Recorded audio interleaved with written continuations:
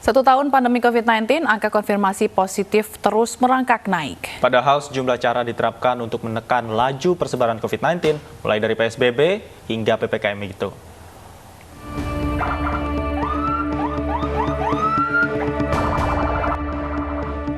Jumlah terkonfirmasi COVID-19 hingga siang tadi tercatat mencapai 1.278.653 jiwa dengan kasus aktif lebih dari 157.000.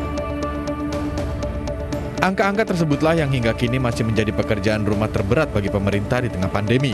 Berbagai jurus pun telah ditempuh pemerintah, mulai dari PSBB ketat, transisi, dan penerapan PPKM. Yang terbaru sejak 9 Februari lalu, pemerintah menerapkan PPKM Mikro, alias penanganan dan pengawasan yang memberdayakan aparatur negara hingga level rukun tetangga. Namun lebih dari 1 pekan penerapan PPKM Mikro berjalan, berbagai pelanggaran masih terjadi dan jumlah kasus aktif masih di atas angka 100.000. Epidemiolog Universitas Indonesia menilai PPKM Mikro tidak efektif menekan laju kasus positif COVID-19. Pembatasan sosial yang diberlakukan pada PPKM Mikro itu tidak jelas. Jadi misalnya working from home 50%, kemudian itu yang keluar bekerja tidak diperiksa surat tugasnya. Harusnya begitu. Jadi kalau dia bekerja formal di kantoran ada surat tugasnya, kalau dia bekerja informal dia ada surat tugas dari atau surat keterangan dari RW ET-nya begitu. Meski belum signifikan menekan laju persebaran COVID-19, Satgas Penanganan COVID-19 menilai PPKM Mikro sebagai langkah yang spesifik. Tracing dan testing pun akan tetap berjalan guna menekan laju COVID-19.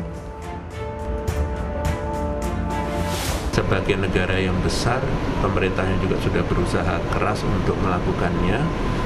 Tentunya pasti ada kekurangan tuh ya, tapi kita juga perlu kerjasama dengan masyarakat kan.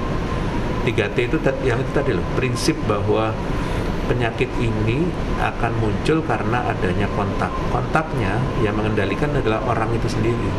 Jadi kalau kita tidak mengendalikan itu, tidak optimal itu akan terjadi terus.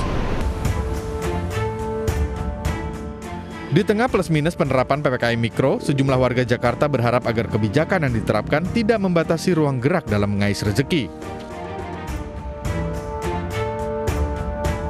Kalau saya sih enakan agak sekarang ya, jadi agak longgar lah. Kalau dulu kan memang kita nggak boleh kerja, sama aja WFH terus.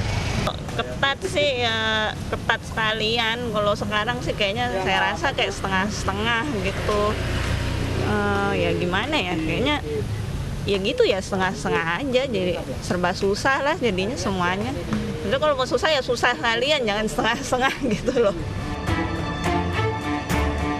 Tidak hanya menjadi tanggung jawab pemerintah, kini saat hampir 1 tahun corona melanda Indonesia, diperlukan kerja ekstra dari setiap lapisan termasuk masyarakat. Dukungan, peran serta, dan masukan dalam setiap kebijakan tentu akan membantu mempercepat penanganan pandemi COVID-19. Tim Liputan iNews melaporkan.